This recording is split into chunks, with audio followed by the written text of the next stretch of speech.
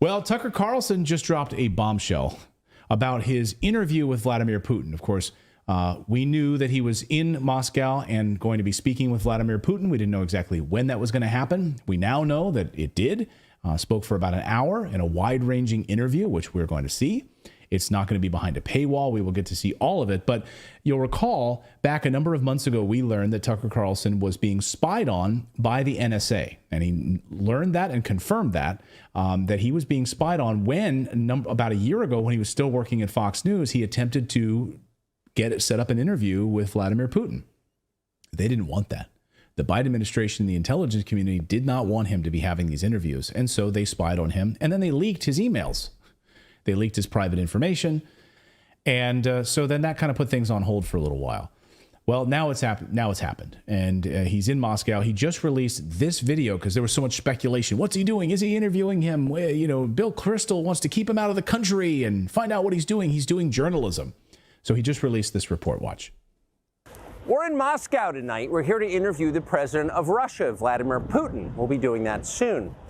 There are risks to conducting an interview like this, obviously, so we thought about it carefully over many months. Here's why we're doing it. First, because it's our job. We're in journalism. Our duty is to inform people.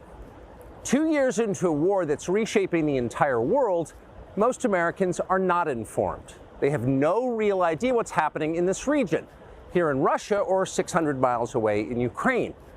But they should know. They're paying for much of it in ways they might not fully yet perceive.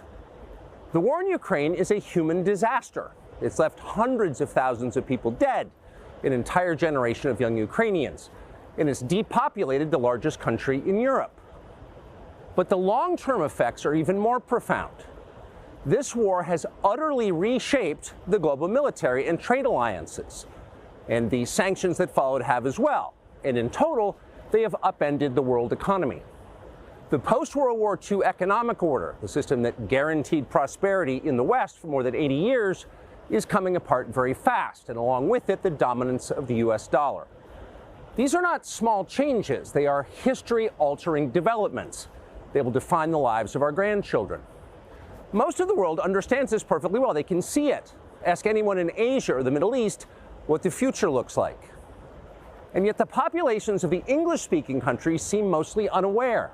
They think that as nothing has really changed. And they think that because no one has told them the truth.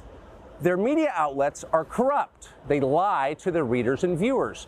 And they do that mostly by omission. For example, since the day the war in Ukraine began, American media outlets have spoken to scores of people from Ukraine, and they have done scores of interviews with Ukrainian President Zelensky. We ourselves have put in a request for an interview with Zelensky, and we hope he accepts.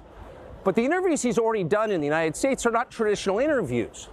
They are fawning pep sessions specifically designed to amplify Zelensky's demand that the U.S. enter more deeply into a war in Eastern Europe and pay for it.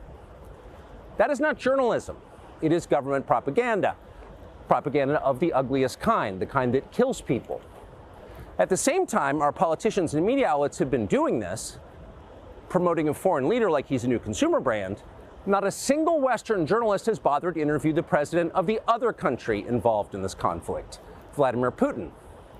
Most Americans have no idea why Putin invaded Ukraine or what his goals are now. They've never heard his voice. That's wrong.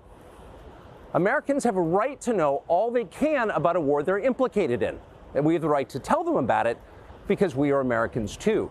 Freedom of speech is our birthright. We were born with the right to say what we believe. That right cannot be taken away no matter who is in the White House. But they're trying anyway. Almost 3 years ago, the Biden administration illegally spied on our text messages and then leaked the contents to their servants in the news media. They did this in order to stop a Putin interview that we were planning.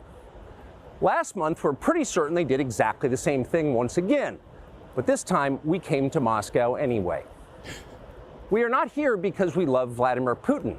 We are here because we love the United States, and we want it to remain prosperous and free. We paid for this trip ourselves. We took no money from any government or group, nor are we charging people to see the interview. It is not behind a paywall. Anyone can watch the entire thing, shot live to tape and unedited, on our website, tuckercarlson.com. Elon Musk, to his great credit, has promised not to suppress or block this interview once we post it on his platform, X, and we're grateful for that. Western governments, by contrast, will certainly do their best to censor this video on other less principled platforms because that's what they do. They are afraid of information they can't control. But you have no reason to be afraid of it. We are not encouraging you to agree with what Putin may say in this interview, but we are urging you to watch it. You should know as much as you can. And then, like a free citizen and not a slave, you can decide for yourself. Thanks.